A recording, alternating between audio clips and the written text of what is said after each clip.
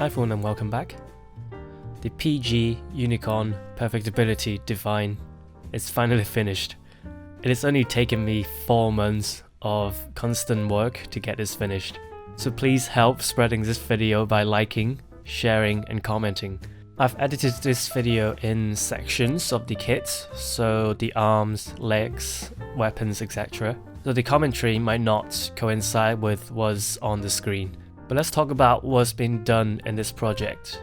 I wanted this kit to be on the extreme level, so I added resin kit, photo-etched parts, and LEDs to make it stand out. I've also used fluorescent paint on the cycle frame, so it's able to shine in different ways, both the LEDs and under UV light. Let's talk about the photo-etch first.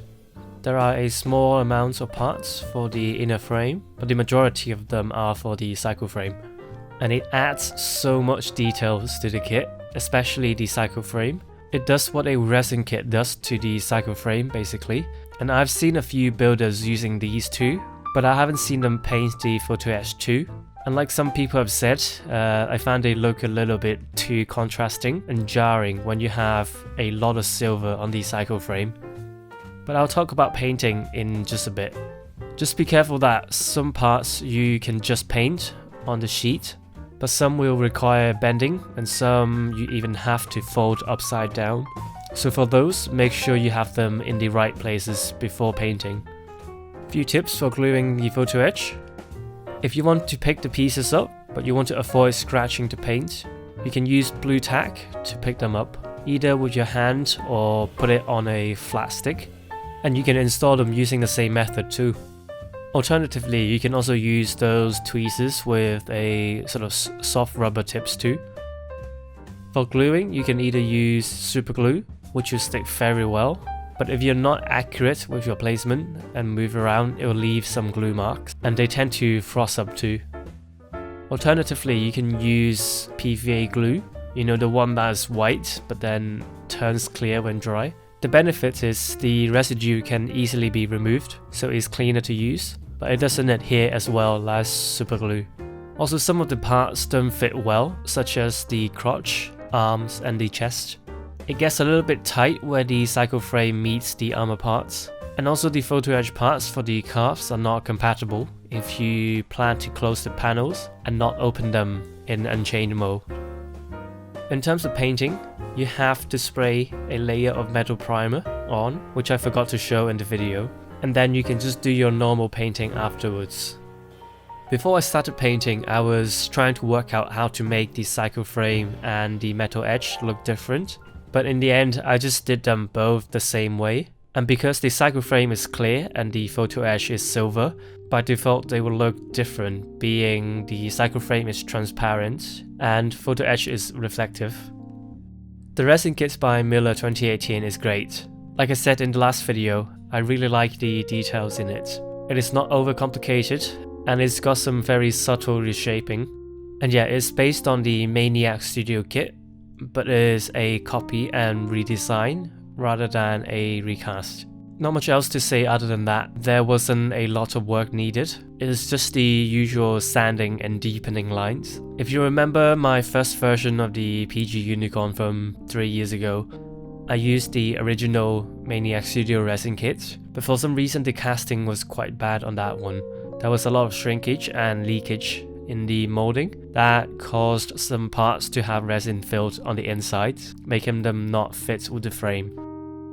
Just want to say, please drop a like, comment and share this video. Making a project this size takes a lot of effort, and I'd hate to see this video not be seen by people. So again, please like and comment. If you don't do it, I will have a change of career and start selling my own paints and airbrushes.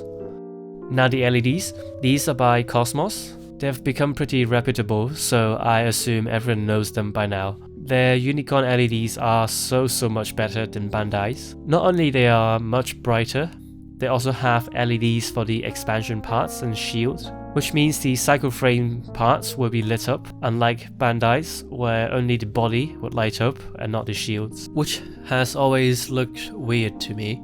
That's the main reason why 3 years ago I had to wire my own LEDs, because back then Kosmos didn't have the LEDs for the expansion parts yet, apart from the shields. And I was a total noob at wiring, so it was a nightmare to do. Since then, Kosmos has updated the light sets to include expansion parts too. Everything from the Banshee backpack, the VNBS arm expansion, and the DE shields. The only thing missing is the beam javelin LEDs. They've even updated the type of wires too. Now they have those sort of black tape looking sheets instead of just the normal 2 wires connected to the LEDs, meaning it's much more durable and harder to break. Overall, there really isn't anything negative about it, because it is just so straightforward. However, the LEDs for the shields are a little dim, so it is only the most noticeable in the dark.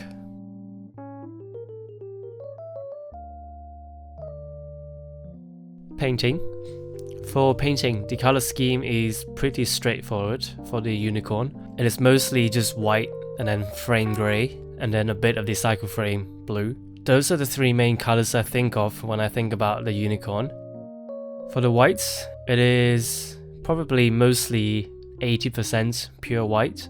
The other shades are a mix of grey and white together. I'll post the mixes in the description.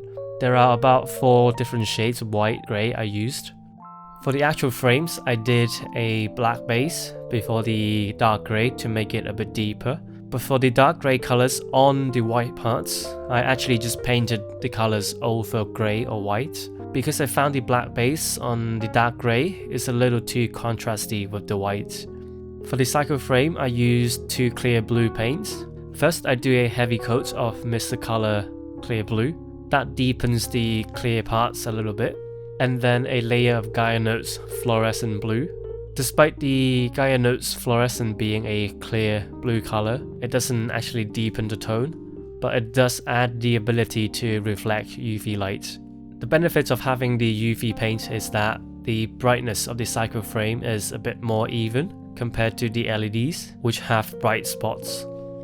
And you can also quote-unquote light up areas that don't have LEDs, for example the beam javelin.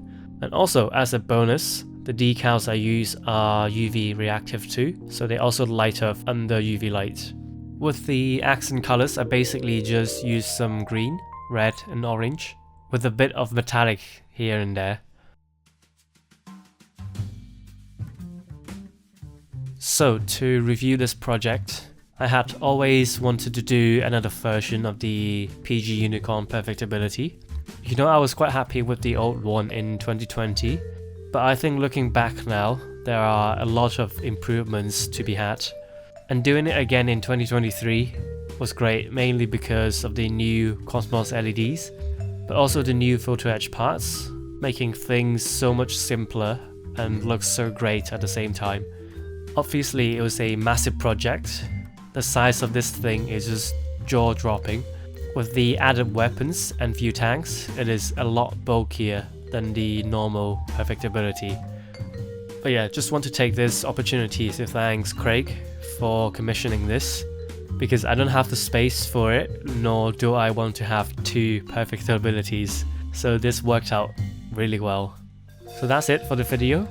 Hope you enjoyed the review, and I'll see you in the next one.